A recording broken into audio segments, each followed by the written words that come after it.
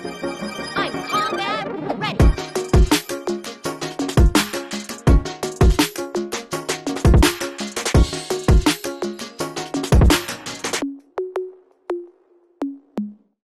I think they did a good job on that front where they just kept cutting, but The editing was good here, I'll say. Yeah. Yeah, no, but like I don't know. My dumb brain can't like couldn't comprehend. if it doesn't see action after a while, it starts to like zone out. Okay, I won't lie. Granted, I paid attention. It's just like I was like, ugh, come on, Do something. It was around the time that Nora said, like, "Oh, you're tired of telling stories," and I was like, "God damn, that's like all that's been happening this episode." And we're like 10 minutes into this shit. I think also, And then Crow was like, okay, if you say so. It's like, another 30 minutes. It's like, fucking Nora. Like, There's some things that I do want to know still that we don't know. Like, I feel like we didn't talk about really anything important this episode, you know? Like, anything really important. I mean, we what do you consider learned really that important? Crow's semblance is bad luck. Yeah. Didn't I say that John's was good luck? You were saying that his was luck in general, and whenever you said, I was laughing because I was like, if you fucking only knew. That is a great semblance to have against an enemy. Yeah, and that's why if you go back to Tyrion's fight, like, you remember whenever Tyrion fell through the roof? Mm-hmm. It was that is part of the semblance. He was running past the other area, and then it so happened that the board was about to break. That is why that Crow was able to swag walk back to his sword, because Tyrion got a leg cramp and couldn't chase him for 5 minutes.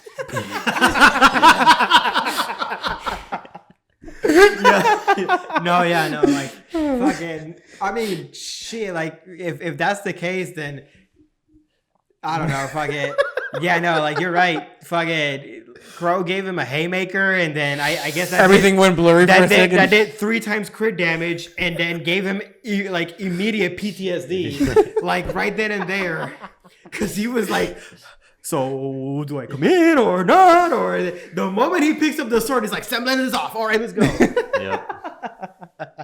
He engaged that semblance. It's like, oh man, he caught me, but let me activate my semblance. Ooh, look at that. Ruby was able to cut his tail off. Oh. Yeah, and hence why the board was about to land on Ruby is because, again, it was that still was the backlog going on. Gotcha. Hence why he was saying, like, stay away because, like, I can fuck you over by accident. Yeah. I wonder if there's any like winter moments. My thing is like, because like the way that I understood it is that it's always active no matter what. Shit, dude, you know. You literally have to fly solo for your entire life. Hence why he was saying, like, it makes it good on enemies, but really bad on friends and family. Bro, like it's just like literally like just don't go anywhere, Crow. Dude, I would just stay where you are. Yeah. In this little circle of salt. Just freaking don't move. Honestly, that could make for a really interesting like pair though. Like, if like Ruby and Crow had to work together for something and had to like literally be together, it's like constantly fighting the backlog plus yeah, whoever is in there. Yeah. But also it's equally as interesting if like somebody doesn't know a semblance and he's trying to kill somebody. You know, he's like undercover. Mm-hmm. That'd be, I don't know. That's pretty cool. That's something, I think somebody mentioned that on the either in the comments or something that I heard in a while, saying like it would be crazy if you learn how to weaponize it, because then you would like infiltrate the enemy and be part of their team, but always everything goes to shit just because. Oh, dude, you have no idea. Like, this just reminds me of like this one anime called like Blood Blockade Battlefront.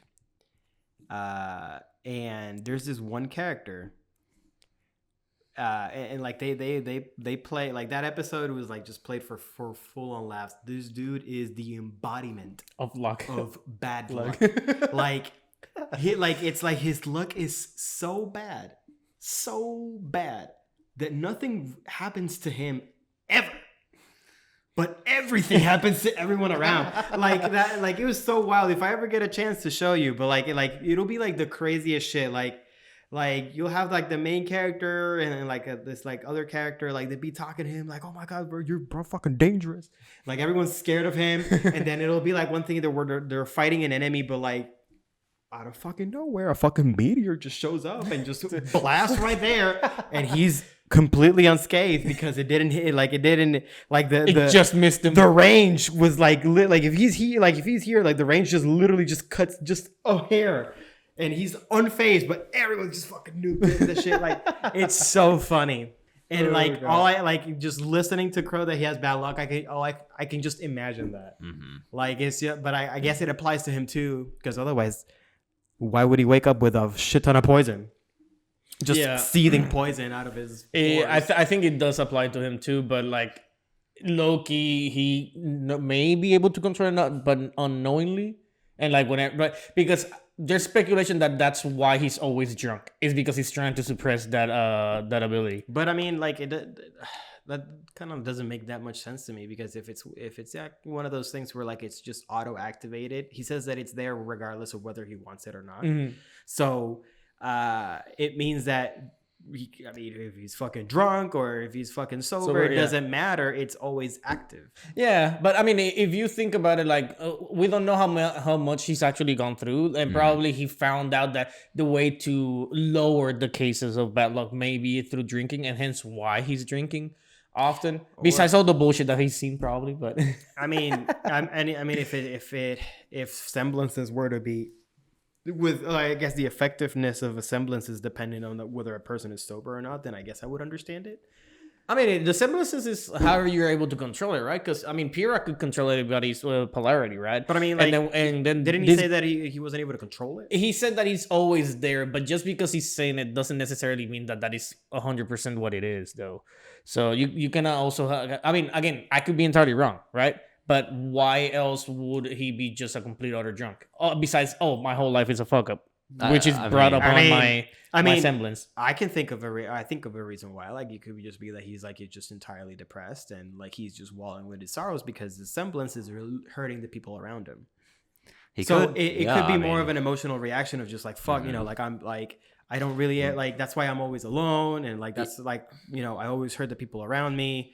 And I can't stay close to them because like my semblance will hurt them or some shit like that. And that's why he goes into drinking. He's just basically drowning his sorrow. If alcohol suppressed semblances, Beacon would have a fucking 10 million gallon of beers hanging over any enemies that ever infiltrated the school. Seriously, like they'd be throwing beer bombs. They would have put that in World of Remnant, bro. We actually have a 10 million gallon tank of beer that we shower on our enemies. Recent discovery shows that beer, alcohol suppresses semblances. Therefore, we have weaponized it. I mean, I guess. No, but you asked like, what's the important info? Yeah. Literally, like the story. Because right now we don't know anything. It's like this whole episode was kind of just like characters talking with people that are like motivating them or like that could possibly lead to something. I mean, but they did explain the plot of the story though. They explained the backstory of like the world. They explained that there's 4 maidens. Which was explained in season 3. Yeah. 3. And then they were explained that there is 4 relics. We still don't know anything about the relics. I understand, but there's 4 relics, and if we gather all the relics, then we can change the world, and that's what the enemy's after, and that's what we've been defending because all the relics are in the schools. It was said. So but they never found the relic we still don't know anything then. In that case, all we know barely. The relic is Ospen himself. I mean, fucking maybe, dude. Like, but that still doesn't explain like the conversation that Raven and Crow had. We still do not have the context of that conversation. That's kind of what I'm talking about. I mean, yeah, like she asked if Sailing has the relic, and to which the answer was that we don't know because of the fact that like Crow wasn't able to answer that question to Raven, and that's why if you don't know what the relic is, then I'm out. But like, see, here's the thing though. Like, and RWBY was brought up in that conversation, but I'm just not even gonna bring that up. Yeah, no, that's a separate topic. No, but like, here's the thing though. Like in the show, in volume 3, I think from what I understand, they were not able to find the relic. Mm-hmm. Like, I mean, nobody has said anything about the relic per se, if we have been able to find it or not. I mean, but like, okay, so like, wasn't like Cinder's whole thing like to get the power of the maiden? Yeah. Okay, but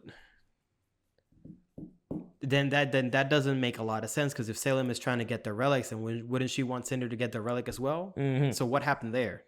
We don't know, and that's in that front. That's what I want to know, goddamn. And I get it. But the thing is, like, even like Raven, the reason why Raven brought it up is so we know for a fact. Okay, so we don't know the whereabouts of the relic. If the, like, so either Seven can have it or not. But then we go to the flashback whenever she's with Cinder asking her, not flashback, but it's just like us having a flashback right now. Whenever and she's asking Cinder, did you kill Osmond? And she's like, yes. She told the weird Metroid thing. Like increase our numbers in Beacon, the relic is there. So they don't have it yet. Okay. So the thing is that it's been given to us in pieces. The problem is that since we are ignorant towards these things, we are not paying attention to it. But it's already been said before. I think just the one like I've said this volume is hit or miss, but I can really sum up all my problems into one big problem, which is like I have no issue with waiting for answers if the story is still interesting, but at times the reason it feels hit and miss is because like how many like Tai Yang moments, how many like oh my tea is hot moments do I have to sit through before we get to answers, you know? That's I mean, granted, but we also are supposed to be taking this season for character growth as well. Yeah, I don't think that you have like, to have those kind of moments without it. But though. yeah, well, like then like, but like it just kind of looks like if this volume is supposed to be the like to grow the characters as a whole, to you know evolve them into their next form in a sense, right? Then the plot needs to be put on hold. Then you know, why have episodes like these where it's just a lot of exposition to move the plot forward? So at that point, it kind of goes back to my previous argument where it just looks like characters, we are sacrificing natural character growth for the sake of moving them towards the next plot point. Yeah. Because that's exactly what's happening. Like, this episode entirely was just, exposition so that we can move the plot forward. Mm-hmm.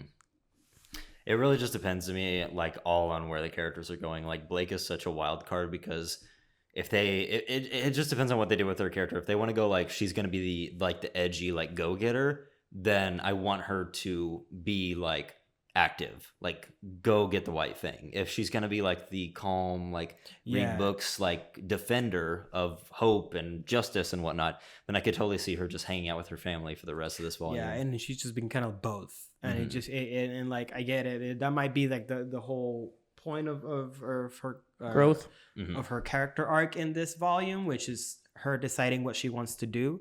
But for her to be in the first 3 volumes all about, we need to take down the White Fang, to volume 4 being like, oh, I don't know what to do. I mean, granted, the thing is, like, you gotta remember that, like, she's trying to take down the White Fang, yes, but now the White Fang came way too close and personal with her and killed, I mean, not killed, but like destroyed one of her best friends, and it's like, it is kind of like fear. I understand that, but like Blake has had this like whole like Batman I work alone type thing for like the longest time, and like if anything, if like this would have proven her point and she would have departed to continue on going alone, not retreating, going back to family because she's now super insecure about her goals and her, her motivation to fight the White Fang. I think that there's and this is like the last thing I'm going to say because I'm still enjoying the volume. There are still elements that are like hit and miss to me, but I think this is what I'm talking about when I'm saying you can have both. You can have plot and character development. What if like Blake showed up to Menagerie and it was run by White Fang? And like her parents had to be hush hush about like how they actually feel, and like she had to be in like the quiet about like being against the White Fang now. And then like Adam shows up in the town and she has like hide like her identity that she's back in town and whatnot. I'm like, God damn, like not only is she with her family and getting these great family moments, but she's also like kind of being undercover right now. And like when she's exposed, they might like kind of doing what the Jaegers are doing in Attack on Titan, where they're just like purging the people that they know aren't ever going to support them. Yeah, I mean, honestly, if they were going to go that route, then Son by all means should not be here. That's also true. Yeah. Yeah, I mean, Son I think could like not be here at I mean, all. alternatively, you could have just like opened up with Menagerie being or like taken like it's run by a White Fang, but also her parents are involved. They are actively with the White Fang. That would have given her some conflict, and that would have made a lot more sense because it's like I love my family, but they're supporting the White Fang, which I know they're evil. But they don't know they're evil because I guess they're being a cult. This branch in Menagerie is not evil. And so it's like, oh, I'm so conflicted. Like if I attack the White Fang, then I might be ostracized by my family because they'll be like, what are you doing? Yeah. But if I if I ignore the White Fang and just spend time with my family, then the White Fang will continue doing its thing because we know that they're evil, right? Yeah. Right. And that would have given her better conflict. I think the one of probably the reasons that they may have not gone that route is because of the family conflict, right? If they had the family conflict, then that means that is another family that might not be a nice family per se. I'm not saying that they should have. Oh, we need a nice family in the group. No, but like that could be something that they. But thought I mean about. that may ultimately makes it more interesting, right? Yeah. Because if the whole idea of the family dynamic, like we already know that Weiss's family is rough, right? Like it's a shit family. They're doing good with that shit. And exactly, that's what I'm saying. Like that with the dad being like very self-absorbed, like he's like fucking my company, my family goes first than anything, and I'm going to like it would be like granted it would be 10 times more interesting, and it'd be like I funded Torchwood. It's like, oh my fucking god! You know, like you just hit me with a plot twist, and that didn't happen. why is it just like trying to escape, and she fucking goes into the office and only find out that she fucking her dad funded Torchwood? You thought that he stole that dust? I gave it to him. No, he said like that was a what are you doing here, Wash? That was for the business. There's nothing personal. Pass go and collect 20 and 200. Trying to kill you. That's just interesting. Yeah, like, it's just literally like and the things that I consider misses. It's just like it's not bad. It's just it feels like they're not capitalizing on the potential that's there. There's a lot of potential with storyline, and it's like come on, like and give it to me. Granted, like Yang's is there. Like I'm understanding Yang's. I preferably would want to see more internal struggle. I don't want her to like just immediately continue like talking it out. Like I want her like because like I mean the opening like so far I haven't seen anything that the opening gave me. Like the opening gave me the like internal struggle, as in like Yang is fighting with herself because I don't know, fucking evil Yang is just popped out of nowhere, and like I don't know, maybe she's like, you're such a fucking failure, Yang. That's why we got our arm cut off, and then now it's Yang versus Yang type thing. Like I would think that Yang would have some serious PTSD, and we did get that dream sequence, but outside of that, it's her and that little flash of like whenever she dropped the glass, and I guess you're right. The fact that like her PTSD is not being fully capitalized on, like because I'm pretty sure you can stretch that to be even worse. I mean, I want to say that even throughout the later seasons, it is something that does reoccur. So do understand that it's not nothing that will go away, but like I think that the way that you're expecting it to be present, it might not be there. Yeah, Yang is also kind of in her safe space right now.